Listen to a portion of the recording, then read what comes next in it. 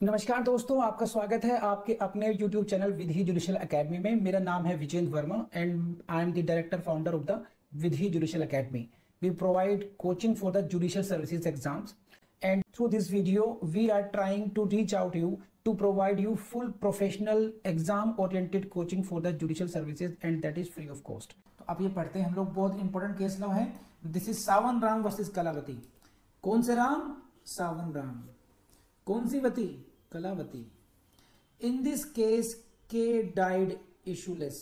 के died issueless living behind his widow W. तो यहां पर जो के हैं पतिदेव हैं। पतिदेव संतान नहीं थी, संतान विहीन ही मृत्यु को प्राप्त हुए और उनके पश्चात उनकी विधवा जीवन यापन करने लगी जिसका नाम डब्लू था। ठीक। W inherited the estate of K as a limited owner. ये इनकी लिमिटेड ऑनर उस समय की बात है। Now she inherited her property as a limited owner. अब you know the meaning of limited owner means now W has a right to enjoy but not to dispose. ये right है। Got it. तो ये है, पति का नाम के है। क्या हुआ? संतान विहीन थे। क्या हुआ? मर गए। क्या छोड़ा? विधवा। विधवा को क्या मिला? प्रॉपर्टी मिली, संपदा मिली। कैसे मिली? लिमिटेड ऑनर के रूप में मिली। लिमिटेड ऑनर का मतलब क्या हुआ कि पत्नी जो है इस प्रॉपर्टी को एंजॉय तो कर सकती हैं लेकिन उसको डिस्पोज नहीं कर सकती। आगे बढ़ते हैं। इन 1954 पत्नी ने gifted away certain portion of the estate to her niece and अपनी भतीजी को गिफ्ट कर दी प्रॉपर्टी। ठीक है, कब की? 1954 में गिफ्ट की। Collaterals of the deceased. Collaterals of the deceased के यानी कि जो को पार्टनर्स थे challenge the validity of the gift on the ground that W was only a limited owner of the estate. यहां पे समझाते हैं हम आपको। प्रॉपर्टी कैसे मिली थी वाइफ को? एज ए लिमिटेड ऑनर मिली थी। 1956 से पहले की बात है। तो she inherited the property as limited owner. Limited owner का मतलब ये है कि जब तक जीवन है, जब तक जीवित हो प्रॉपर्टी को यूज करोगी, मरने के बाद हमें मिलेगी। हमें का मतलब कौन है? ये कोलेट्रल्स हैं। ठीक है, कोलेट्रल्स क्या हुए? जो अदर को पार्टनर्स हो गए उनमें प्रॉपर्टी में, कि उनको मिलनी थी, भाइयों को, भतीजों को उनको मिलनी थी। तुमने अपने मरने से पहले अपनी भतीजी को दे दिया तो तुमने ये गलत किया है, इसलिए आपकी गिफ्ट को चैलेंज किया जाता है। हाँ या ना? यहां तक बताइए प्लीज, लेट मी नो। ये कहानी आपको समझ में आई या नहीं आई? किसका नाम? Sawan Ram. W was only a limited owner of the estate. She could alienate the property only for legal necessity और for the benefit of the estate. कि उन्होंने कहा, कोलेटरल्स ने कहा कि because you were the owner तो you could not alienate the property. आप property को बेच सकते, एलियनेट नहीं कर सकते थे। एक्सेप्शनली आप कब कर सकते थे? कोई लीगल नेसेसिटी होती या फिर for the benefit of estate आप कर सकते थे, बट यहां पर ऐसा कुछ है नहीं। Since none of the two existed the gift made by the W is what? Invalid. Got it. तो इस गिफ्ट को इन कोर्ट ने कहा, ट्रायल कोर्ट ने कह दिया, trial court said what? This gift is invalid. यानी कि कोलेट्रल्स के जो आर्ग्यूमेंट्स थे, those arguments prevailed. Court, trial court accepted the argument of the collaterals. Now this gift is null and void, therefore your niece will not get anything. आपकी भतीजों को कुछ नहीं मिलेगा क्योंकि इस पर हक किसका है? कोलेट्रल्स का है। कोलेट्रल्स को प्रॉपर्टी कब मिलेगी? जब तुम मर जाओगी। ठीक, ये बात हुई, ट्रायल कोर्ट ने कहा। अब चली गई, मामला चला गया अपील में। Appeal was pending in the higher court and during pendency W adopted the son and in 1956 में इसने एक बेटे को गोद ले लिया। Thereafter W died the same year. और फिर जो विधवा खेल गई अब कि बेटा अच्छा कोलेट्रल्स के पास जाएगी प्रॉपर्टी, तो कोलेट्रल्स पे तो नहीं जाने दूंगी प्रॉपर्टी। भतीजे को नहीं गई, कोई बात नहीं। कोर्ट ने खिलाफ निर्णय दे दिया, कोई बात नहीं। But now I can adopt the child. She adopted a son. और उसके बाद स्वयं स्वर्ग सिधार गई। अब आगे क्या हुआ पढ़ो। Collateral won the appeal and claim the recovery of property from N. Appeal में भी कोलेटरल जीत गए। अब यहां पर समझिए, सिंस द सेक्शन 14 की बात कर रहे हैं, since the property was not in the possession of W on the day. अब मैं सुप्रीम कोर्ट पे आता हूं, सीधा क्या कहा उसने। सुप्रीम कोर्ट ने क्या कहा इस केस में, इसको करते हैं बस। इन्होंने कहा सुप्रीम कोर्ट ने कि ये जो बेटा है इनका, the adopted son being like a natural born son of her deceased husband, जो बेटा है जिसको गोद लिया गया है वो बेटा, that adopted son becomes a son not only of the widow but also of a deceased husband after having been taken in adoption. कि जब इस महिला ने बच्चे को गोद ले लिया, यानी कि जो एडॉप्टेड सन है, that is not only the son of window, वो केवल विडो का ही सन नहीं है, वो केवल विधवा का ही पुत्र नहीं है, वो मृतक हस्बैंड का भी, जो मृतक पति है उसका भी बेटा है। अब जब वो उसका बेटा है, हस्बैंड का बेटा है, ठीक है, इन दैट केस कि that will be called as the heir of the his father, वो अपने पिता का उत्तराधिकारी हुआ। अब क्योंकि ये लिमिटेड ऑनर है, ये जो वाइफ है लिमिटेड ऑनर है, वो एब्सोल्यूट ऑनर नहीं बन पाई, ठीक है, लेकिन क्योंकि इन बिटवीन बेटा आ गया तो जो प्रॉपर्टी का हेयर कौन हो गया, द प्रॉपर्टी का जो हेयर हुआ वो कौन हो गया, वो सन हो गया, बेटा के पास अधिकार चला गया अभी। एंड बिकॉज ऑफ दैट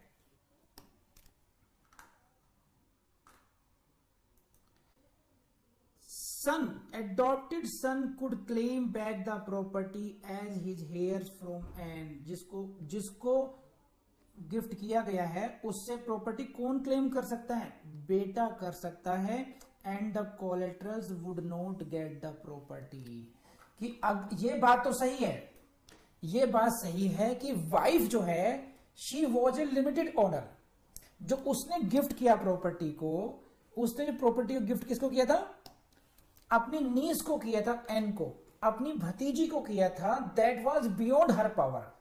ये बात सही है कि जो वाइफ 1954 की बात कर रहे हैं हम, है ना, और 1956 में जब लॉ आया, the property was not in her possession, उसके पोजेशन प्रॉपर्टी थी नहीं, तो as per section 614 she was still the limited owner.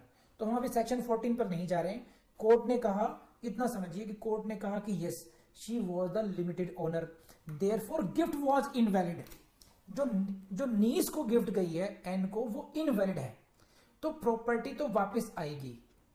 अब किसके पास आएगी ये सोचना है, कोलेटरल्स के पास जाएगी प्रॉपर्टी या फिर प्रॉपर्टी आएगी एडॉप्टेड सन के पास आएगी। तो अब इन्होंने कहा कि सुप्रीम कोर्ट का कहना यह है, सुप्रीम कोर्ट ने कहा कि ये जो प्रॉपर्टी है, ये जो बच्चा है, now he had become the heir of the deceased husband, मृतक पति का वो उत्तराधिकारी बन चुका है, तो प्रॉपर्टी एन से वापस जो आएगी वो किस पर आएगी, because now he had become co-partner, actually उसने रिप्लेस कर दिया अपने फादर को, तो कोलेटरल को प्रॉपर्टी नहीं मिलेगी, ये प्रॉपर्टी किसको मिलेगी, ये सन को मिलेगी। पहले यहां तक समझ में आई नहीं आई बात, फिर मैं अगली कहानी बताता हूं आपको क्या है इसमें। कम ऑन, सुप्रीम कोर्ट की बात समझ में आई या नहीं आई। तो this decision was criticized by some Hindu law scholars have criticized the judgment as their contention is that doctrine of relation back has been revived through it। कि इन्होंने जो कोलेटर का मतलब है, जो भाई बंधु हैं, भाई भतीजे बाकी जो लोग हैं उनको बोलते हैं कोलेटरल्स। जो एक होते हैं डायरेक्ट हीयर्स, मैं मेरा बेटा, तो वो है डायरेक्ट हीयर्स हुए, मेरे भाई, छोटे भाई, बड़े भाई, उनके बच्चे भतीजे, ये सब कहलाएंगे कोलेटरल्स। इनको नाम दिया गया कोलेटरल्स, ठीक है। तो कुछ ने कहा कि अरे ये क्या गजब का डाला सुप्रीम कोर्ट ने, ऐसे कैसे, वो कैसे हियर बन गया, बैक डेट से कैसे बना दिया आपने, बैक डेट से कैसे बन गया? इसका मतलब तो ये कि डॉक्ट्रिन ऑफ रिलेशन बैक को रिवाइव कर दिया आपने। हिंदू एडॉप्शन एक्ट ने डॉक्ट्रिन ऑफ रिलेशन बैक को एब्रोगेट किया और सुप्रीम कोर्ट ने उसको अगेन रिवाइव कर दिया। कुछ स्कॉलर्स का कहना था ये, लेकिन क्वेश्चन बात समझने की यहां पर ये ऐसा है नहीं। देखिए इसमें क्या है कि ये आपने समझना है, बोर्ड देखिए आप लोग, इन्होंने ये कहा कि देखो 12C को पढ़ो, इसका जवाब ये है कि adopted child shall not divest any person, यहां पे कर सकते हैं रिवर्सनर्स, है ना, of any estate which vested in him और हर बिफोर द एडॉप्शन। तो अकॉर्डिंग टू सुप्रीम कोर्ट ये जो प्रॉपर्टी थी वो रिवर्सनर्स में वेस्ट ही नहीं हुई थी, तो डाइवेस्ट करने का क्वेश्चन ही अराइज नहीं होता। ये ठीक है, 12C की जो लिमिटेशन है कि he shall not divest, but divest करने का क्वेश्चन तब आएगा जब ये प्रॉपर्टी रिवर्सनर्स में वेस्ट हुई हो। तो रिवर्सनर्स में प्रॉपर्टी वेस्ट नहीं हुई थी तो डाइवेस्ट करने का क्वेश्चन है नहीं। जिस डेट को एडॉप्शन हुआ है उस डेट से ही बच्चा उसका कोपार्सन बन गया। As a heir he will get the property as the heir of the his deceased father and the collaterals will get nothing out of this.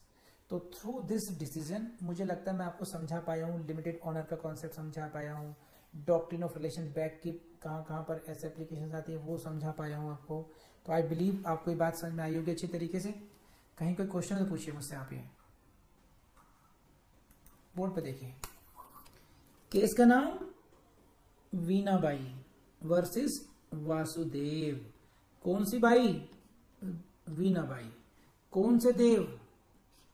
Vasudev. क्या कहते हैं? Husband died leaving behind his window.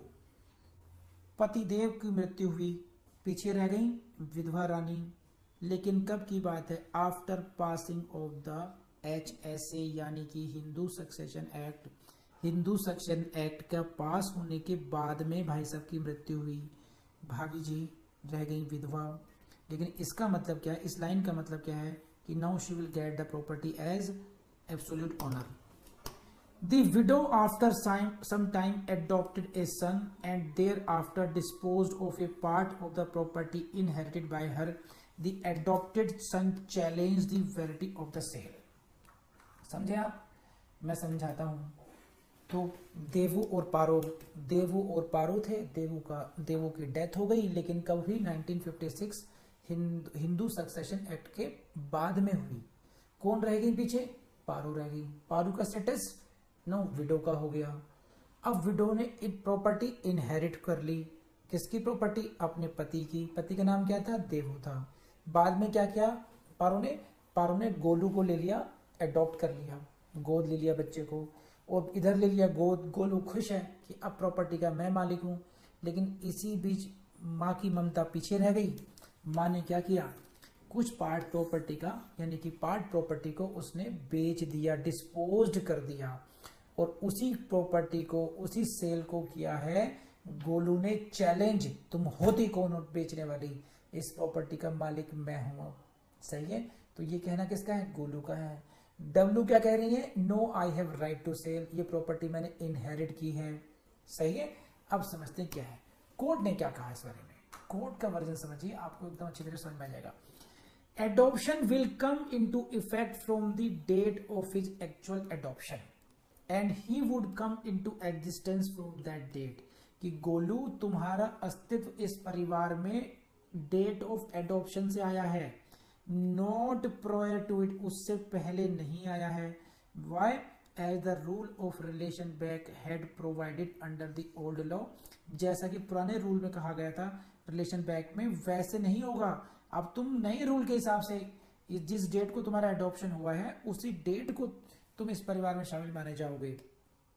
Adopted child could not vest his adopted mother of any property which had vested in her prior to act of his adoption, जो उसकी माता में जो property पहले ही waste हो चुकी है, निहित हो चुकी है, ठीक है, देयरफॉर उस प्रॉपर्टी को तुम उससे डाइवेस्ट नहीं कर पाओगे, कि तुम्हारे एडॉप्शन होने से पहले ही जो प्रॉपर्टी विधवा मां में निहित हो गई, the property which vested in the mother, widow mother, now could not be divested because of the 12C। Proviso 12C मना करता है, the property had already vested in the widow mother, और now as an absolute owner she is no more limited owner, and therefore she has right to dispose it, therefore partly she disposed, so you cannot say that she has no right to dispose, therefore sale was held to be valid in this case। please let me know आपको case समझ में आया या नहीं आया, come on. तो ये हुआ केस वीना भाई का। तो मेनली इस केस में यही कहा कि पति की डेथ के बाद में वाइफ ने प्रॉपर्टी इनहेरिट करी, प्रॉपर्टी उसमें वेस्ट हो गई, नीत हो गई। तुम गोलू मियां आए हो 6 महीने बाद, 6 महीने तो खेल खिल चुका, प्रॉपर्टी वहां पर मदर के पास पहुंच गई। Now mother is the owner, उसका मन करेगा तुम्हें मिल जाएगी, विल कर सकती है, वो मर गई बिना विल किए हुए तो तुम्हें मिल जाएगी, लेकिन she had a right to dispose it. You got it. तो this was the Veena Bai. ये भी 12C पर है, उसी बात को जो जिसको हम लोग अभी डिस्कस करते रहे उसी पॉइंट पर है। तो अब तो समझ गए होंगे अच्छी तरीके से। अब देखिए केस का नाम पुनीत वल्ली। कौन सी वल्ली? पुनीत वल्ली, रामलिंगम। पुनीत वल्ली वर्सेस रामलिंगम का केस है। क्या कहते हैं? Hindu window inherited certain property from her deceased husband which she took as limited owner। सही है। अब लिमिटेड ऑनर बार बार आ रहा है, अब समझ गए होंगे आप लोग। सो अगेन कितने पतियों की डेथ हो गई आज यार, चलो जो भी है। फिर एक घटना घटी, फिर एक मौत हुई, फिर एक स्त्री विधवा हुई, ठीक, और फिर उसने प्रॉपर्टी को इनहेरिट किया। लेकिन प्रॉपर्टी कैसे इनहेरिट हुई? As a limited owner, and now you know the meaning of limited owner. It means she has no right to dispose the property, she has only the limited right to enjoy the property। ठीक है। अब क्या हुआ? When HSA came into force, जब Hindu succession act force में आया, then she became absolute owner because of the provisions of ये। तब मैडम क्या बन गई? Absolute owner. एब्सोल्यूट ओनर का मतलब ये है कि now she has right to dispose, she became the absolute owner of the property inherited by her, and thereafter she took a son in adoption। smart lady, देखो lady की चतुराई। she adopted the child when she became absolute owner, she is no more limited owner। after adoption gift, the widow gifted away the property in favor of her daughter Puneet वल्ली। तो ये पुनीत वल्ली है, उसकी लड़की है जिसको इन्होंने गिफ्ट कर दिया। क्या? पार्ट प्रॉपर्टी करी, कुछ पार्ट करा, लेकिन गोलू को कहाँ बर्दाश्त होगा बात, ये सारी प्रॉपर्टी का मैं मालिक हूँ, तो वो चैलेंज करेगा। ठीक है। Adopted son challenged during the pendency, widow भी मर गई कि भैया अब लड़ते रहना। सही। सो लिमिटेड ओनर का कॉन्सेप्ट 1956 से पहले का है, ये बात अच्छी तरह समझ लीजिए। Because of section 14 now the lady the widow becomes absolute owner. So क्या है? हस्बैंड की डेथ हुई, पत्नी विधवा हुई, पत्नी को संपत्ति मिली। पत्नी को संपत्ति कैसे मिली? लिमिटेड ओनर के रूप में मिली। 1956 का एक्ट आया, पत्नी एब्सोल्यूट ओनर बन गई। उसके बाद में उसने एक पुत्र को गोद में लिया जिसको दत्तक पुत्र कहलाया गया। मेरी कहानी में उसका नाम गोलू है। और उसके बाद में अपनी उसने कुछ प्रॉपर्टी, ये कहा कि गोलू मैं अपना 2 मकान है, 1 मकान में दूंगी अपनी बेटी को, गिफ्ट कर दूंगी। गोलू ने कहा अच्छा ऐसे कैसे कर दोगी? I will challenge this gift in the court. तो ये है केस आपका। और जब ये कार्रवाई चल रही थी ड्यूरिंग पेंडेंसी, जो माता जी हैं वो स्वर्ग सिधार गई। अब केस किस में चलेगा? बीच में गोलू और बहन के बीच में चलेगा।